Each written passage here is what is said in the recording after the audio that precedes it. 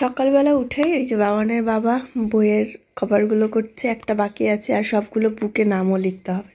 তো এইগুলো করে নিচ্ছে। বাবানকে তো স্কুলে নিয়ে যাবে 8টার সময়। বাবান ছোট, ওরা এখনও ওঠেনি। আমরা আজকে অনেক সকাল সকাল উঠে গেছি। 6টার আগে আমার ঘুম ভেঙে গেছে। আমি ঘুম ভেঙে দেখি বাবানের বাবা আরও আগে উঠে শুয়ে আছে। তো এই যে দুই মহারাজ এখনও ওঠেননি। এখন সকাল 6:30। তো ঘুম থেকে উঠে তো আগে বাইরে গেছিলাম। বাইরে মানে দেখলে এত খারাপ লাগে, উফ কি আর বলবো। তো বাইরের থেকে সব দেখে টেকে তারপর ঘরে আসলাম। আমি বাবানের বাবা বুকগুলো কভার করছে। আমি এখনও বাসি কাজ মানে ঘরটা ঝাড় দেওয়া, ফ্রেশ হওয়া, ব্রাশ করা কিছুই করিনি। তো এখন আস্তে আস্তে করব, করে তারপর বাবানকে ওঠাবো। কী যে খেয়ে যাবে, ঘরে তো কিছু নেই। তো কেক টেক আছে, দেখি কি খায়। আর কালকে এত বেশি বেশি সব কিছু দিয়ে দিয়েছে ওরা, তরকারি সব কিছু আছে। তরকারি তো খেতেই হয়নি, আলু সেদ্ধ তারপর ডাল এগুলো দিয়েই খাওয়া হয়ে গেছে। তো ভাতও আছে অল্প, দেখি বাবা যদি ভাত খায় তো খাইয়ে দিব, আর যদি না খায় দেখা যাক কী খাবে, কিছু নিয়ে আসতে হবে তাহলে।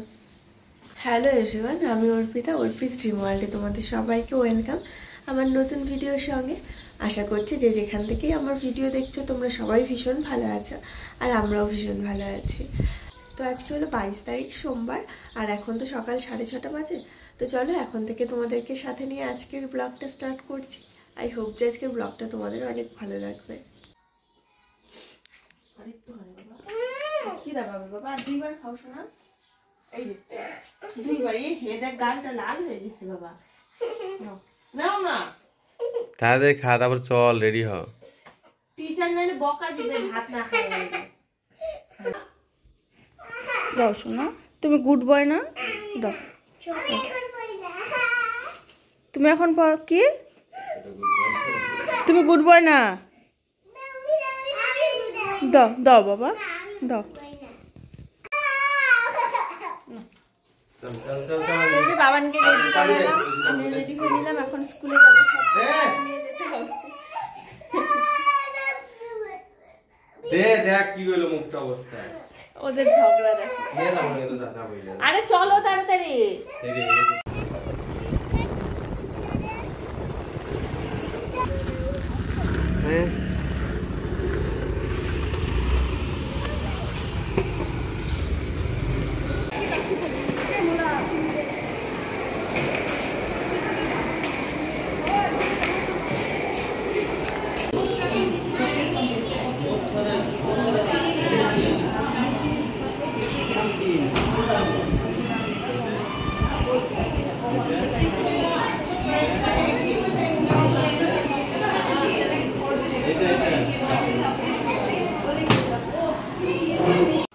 বাবানকে ক্লাসে বসিয়ে দিয়ে আসলাম। ইউকেজি ক্লাসে আজকে ফার্স্ট ডে, তো নতুন টিচার। আজকে আর বাইরে আসার জন্য বায়না করেনি, বসেই দেখি ফ্রেন্ডদের সঙ্গে কথা বলছে, বেশ ভালোই মিশে গেছে। তো এই দিক দিয়ে যাচ্ছিলাম, ছোটুকে আবার নামিয়ে দিলাম যে একটু খেলা করুক 5 মিনিট। তো ওই জন্য আর কি দাঁড়ালাম। এখনই চলে যাব, বাবানের বাবা গিয়ে আবার খাওয়া দাওয়া করবে, তারপর অফিস যাবে। বাবা আসবে, দাঁড়াও দাঁড়াও একটু দাঁড়াও।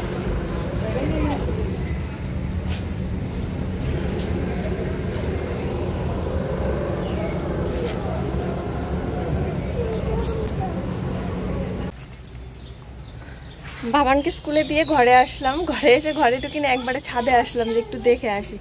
নিচের থেকে তো পরিস্থিতি দেখেছি, তবে ছাদের থেকে তোমাদেরকে একটু দেখাই। দেখো আগুনের দাবদাহ এতটাই ছিল যে এই যে ওপরে এত বড় বট গাছটা, সব ডালপালা গাছটা সব পুড়ে গেছে। এই যে আম গাছ, এটা পুড়ে গেছে, এটা পুড়ে গেছে। মানে আমরা শুধু পাকা ঘরটার জন্যই একমাত্র বেঁচে গেছি। এই দেখো অবস্থা, দেখছো কত ঘরবাড়ি পুড়ে গেছে, অনেক লোকজন ছিল।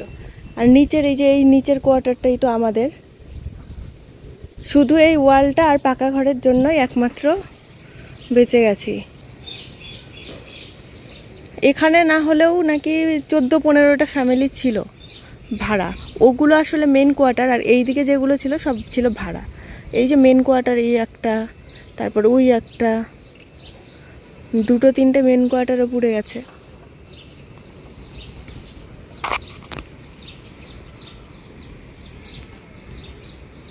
ভুক্ত আছি তো, তাই তো মনে হচ্ছে, কিন্তু ভাইয়া তোমার কি এখন সুপুরি খাওয়ার শখ হলো নাকি? হ্যাঁ, বাবানের বাবাই তো খাওয়া দাওয়া করে চলে গেল অফিসে, আমিও খাওয়া দাওয়া করলাম। কালকে এত বেশি বেশি ভাত তরকারি, মাছের তরকারি তো কালকে খাইনি, তো এই সব দিয়ে আর কি একটু ভাত খেয়ে নিলাম, যেটুকু ছিল পেট ভরে গেছে দুজনেরই। এখন এই যে বাসনপত্র সব জমে আছে, কালকে রাতের বাসনও কিন্তু ধুইনি। সকালবেলা তো তাড়াতাড়ি করে চলে গেলাম স্কুলে, আস্তে আস্তে কাজগুলো করব, তারপর রান্না বান্নাও করতে হবে। তবে কিছু নিয়ে আসেনি বাবানের বাবা, দেখি আজকে ডাল আলু সেদ্ধ এটাই রান্না করবো এখন, মানে দুপুরবেলার জন্য, তারপরে রাতেরটা পরে দেখা যাবে। এই দিকের অবস্থা দেখো, এই যে আম গাছ দুটোর দেখো, এই পাশে আম গাছটাতে আম হয়েছিল, আম গাছ দুটো পুড়ে গেছে। এই যে নিচে দেখো, এইগুলোও সব পুড়ে গেছে। ওই যে ওই গাছটায়, ওইখানের ওই যে গাছ, এই দিকের গাছ, তারপর আমাদের এই পাশের কলা গাছগুলো, এই যে এইগুলো সব পুড়ে গেছে। সবারই ঘরে ঘরে বাচ্চা আছে, বাচ্চা টাচ্চা নিয়ে কি যে অবস্থা। সবাই আর কি নতুন নতুন ভাড়া চলে গেছে, তাদের পরনের শাড়িটা পর্যন্ত নেই। এই সবাই হেল্প করছে, তারপর ডোনেশন ক্যাম্প করেছে, সেখানে সবাই টাকা পয়সা দিচ্ছে, এই আর কি। আজকে আর আমি জামা কাপড় কিছু ধুয়ে দিব না, ওই তো জামা কাপড় তো জমে আছে, আরও এইদিকে আছে। তো এই ব্যাগপত্র থেকে কিছু দরকারি জিনিসপত্রগুলো বের করেছি সব এরকমভাবে। ওই দেখো কতগুলো জামা কাপড় বের করেছি, তাড়াতাড়ি করে চলে গেছি না স্কুলে, তো কিছুই গোছানো হয়নি। এদিকে এই যে গোপালকেও ওঠানো হয়েছে, উঠিয়ে সকালবেলা সেবাটা দিয়ে দিলাম।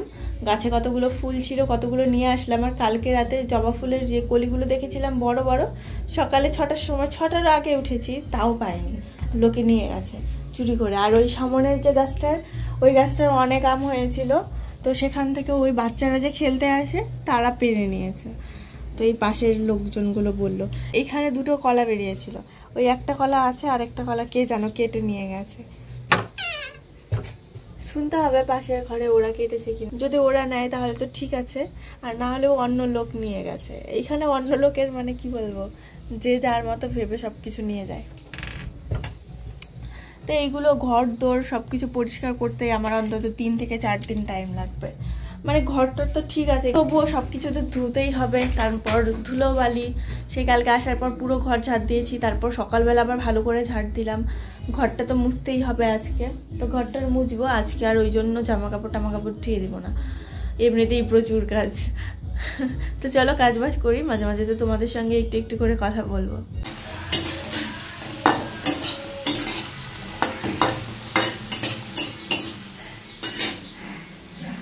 বাবানের বাবা এখন লাইনে যাবে, তো ওই জন্য এখন তাড়াতাড়ি করে রুটি করছি, রুটি। আর এই আলু ভাজাগুলো করতে তো দেরি হবে, ওই জন্য চাক চাক করে আলু ভেজে দিলাম।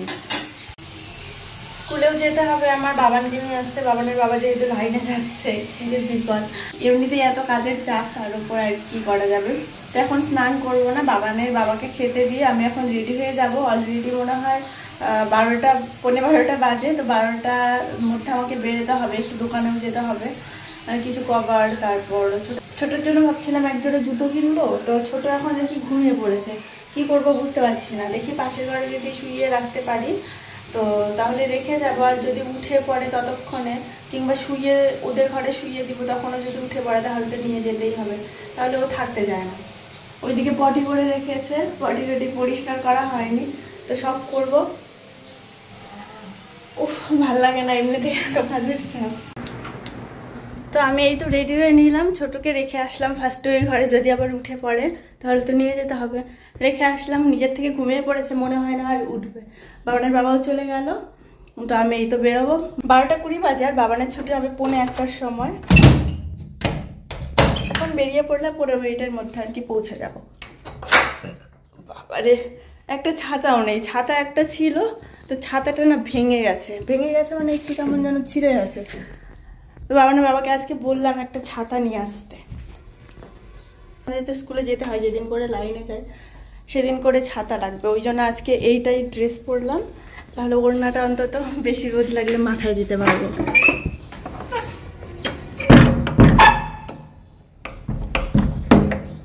তো বাবানকে নিয়ে এই চলে আসলাম ঘরে, ছোটকে তো রেখে গেছিলাম।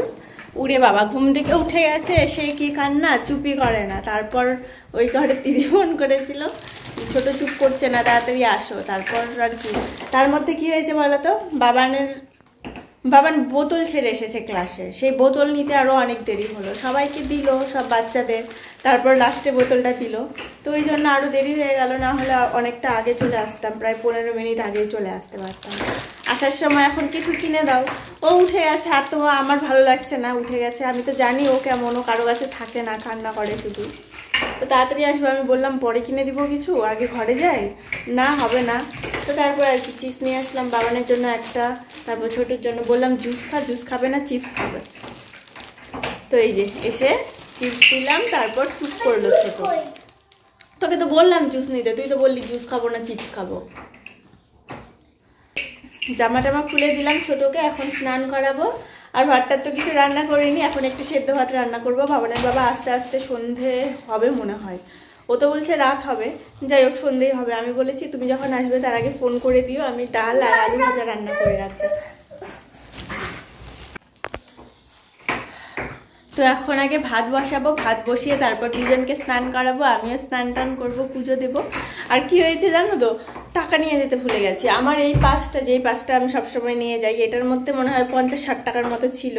আর বাবানের বাবা টাকা দিয়ে গেছে বুক কভার আনার জন্য, বুক আর মনে হয় 4-5টা বাকি আছে কভার করার, কভার শেষ হয়ে গেছে। তো সেই কভার নিয়ে আসবো। এখন দোকানে গিয়ে দেখি টাকাও নেই, আর কভারের যে প্যাকেট সেটা 240 টাকা লাগে। তো অত টাকা তো আমার কাছে নেই, আর কভার নিয়ে আসতে পারিনি। এই জন্য পরের দিন বাবানের বাবা গিয়ে কভারগুলো নিয়ে আসবে, বুকগুলো কভার করে কালকেই দিতে বলেছে। তো আর কি, কালকে তো আর হবে না, পরশু দিন দিতে হবে কভার করে।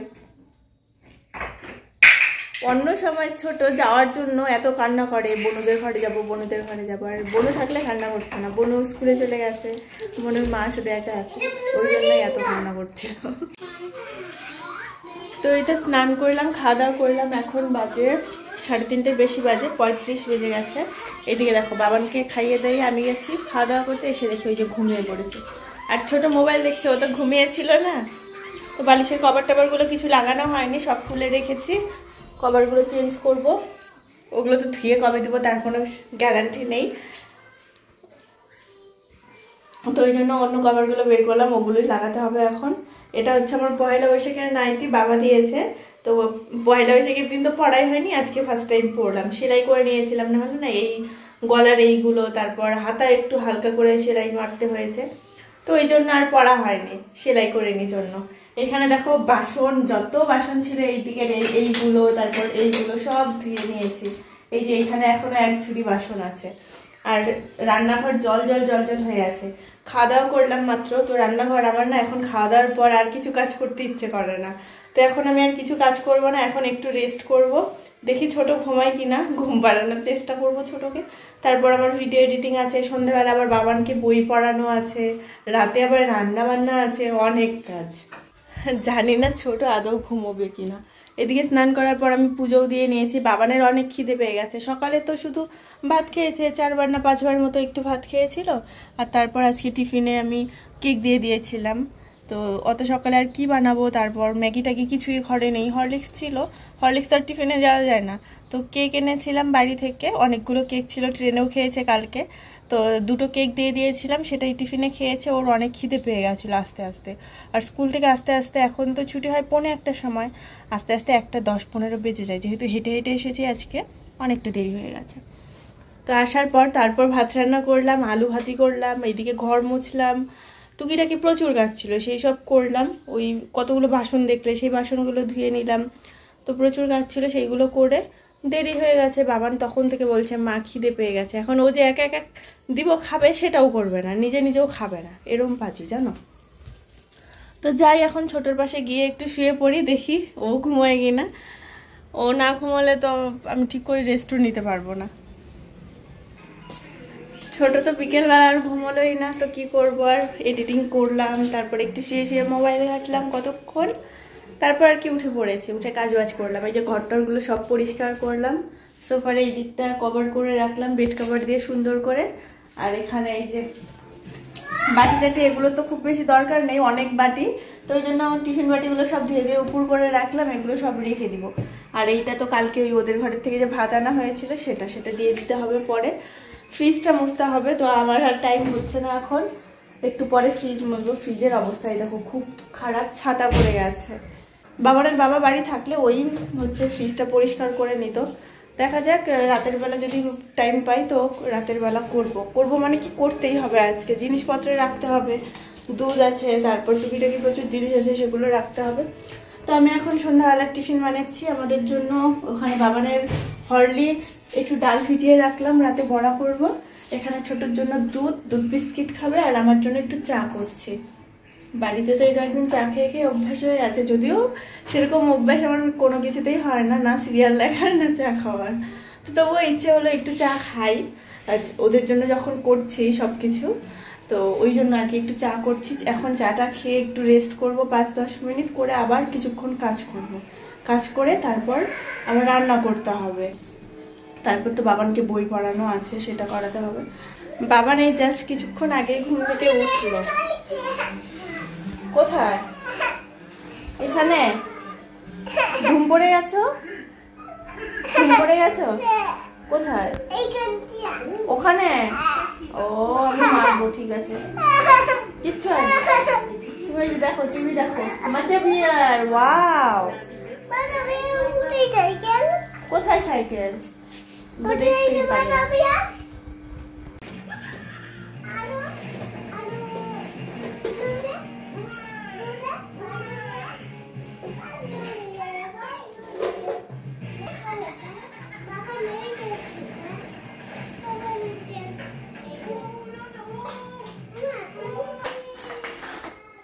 দুইজন তো টিভি দেখছে, তো ভাবলাম যতটা পারি কাজ এগিয়ে নিই। বাবানের বাবাকে ফোন করলাম, ওরা আসতে অনেক দেরি হবে, প্রায় 10টা বেজে যাবে, 9:30-10টা। তো রান্না তো পরে করলেই হবে, রান্না করতে বেশি টাইম লাগবে না, 8 ঘন্টাই লাগবে রান্না করতে। তো যতটা পারি আর কি কাজগুলো এগিয়ে নিই।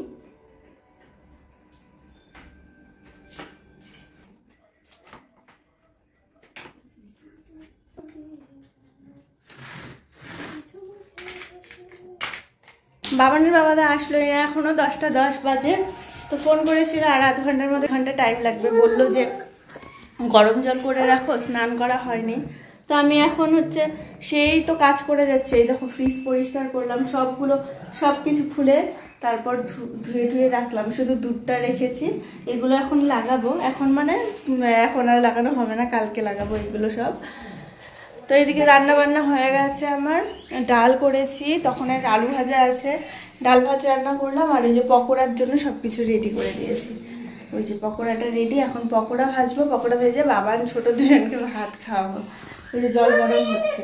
ও তারপর এই যে র্যাকটা সব গুছিয়ে টুচিয়ে সব কিছু সাজিয়ে রাখলাম। ওই আরেকটা যে আগের র্যাক ছিল, সেই র্যাকটাও ভালো করে ধুয়ে টুয়ে শুকিয়ে টুকিয়ে ওইটাও পরিষ্কার করে সব কিছু গুছিয়ে রাখলাম। এইদিকের এইটা সব গুছিয়ে রাখলাম, সব বাসনপত্র ধোয়া, এখানে যা বোতল টোতল যা কিছু ছিল সব কিছু ধুয়ে রাখলাম।